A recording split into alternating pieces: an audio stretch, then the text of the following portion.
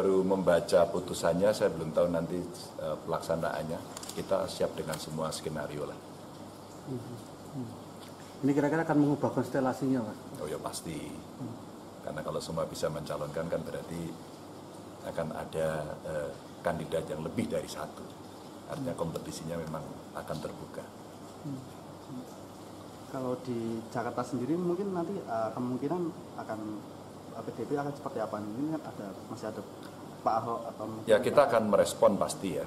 Kita punya kandidat sebenarnya cukup banyak, tapi dengan konstelasi yang kemarin ya, sampai kemarin kan desainnya sepertinya akan dilawankan dengan kotak kosong. Ya meskipun ada calon perorangan yang sekarang lagi banyak orang bertanya kenapa KTP saya dipakai begitu. Tapi karena kemarin saya lihat statement dari pihak kepolisian, ya kita polisi belum membuka laporan itu ya.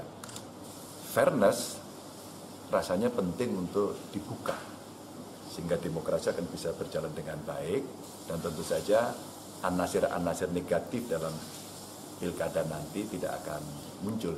Dan saya kira ini momentum untuk mengembalikan demokrasi untuk siapapun yang menyelenggarakan dan siapapun yang bertanggung jawab pada proses politik ini. Mas, kalau dari putusan MK itu kan juga ada membatasi tentang usia, artinya pasangan Kaisang dan Ahmad Lutfi yang kemarin sempat dicalonkan kemungkinan tidak akan bisa masuk karena Kaisang tidak bisa masuk. Ini kalau dia kan seperti apa Mas untuk jatuh? Sama lah kalau kaitan dengan putusan MK nanti akan kita pelajari teknisnya dan kalau ini serta-merta berlaku KPU mesti menyiapkan waktunya cukup pendek dan mesti ada penyesuaian regulasi sehingga siapa yang masuk kategori, siapa yang tidak masuk kategori, akibat pelaksanaan putusan ini pasti akan ada konsekuensi masing-masing.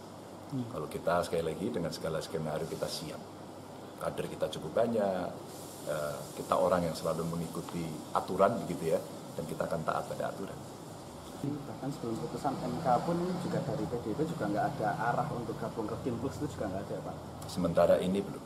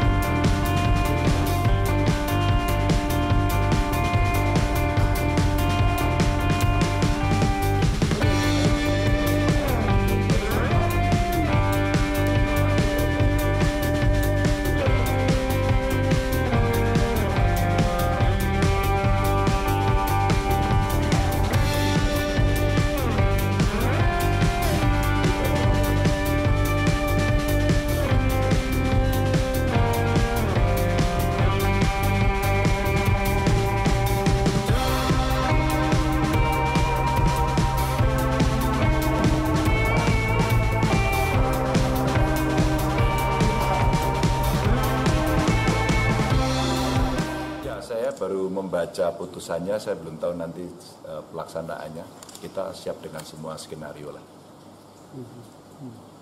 Ini kira-kira akan mengubah konstelasinya, Mas? Oh ya pasti.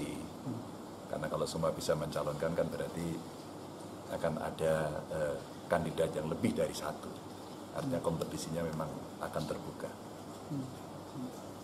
Kalau di Jakarta sendiri mungkin nanti kemungkinan akan PDIP akan seperti apa? Ini kan masih ada Pak Ahok atau ya kita akan merespon pasti ya. Kita punya kandidat sebenarnya cukup banyak, tapi dengan konstelasi yang kemarin ya, sampai kemarin kan desainnya sepertinya akan dilawankan dengan kotak kosong.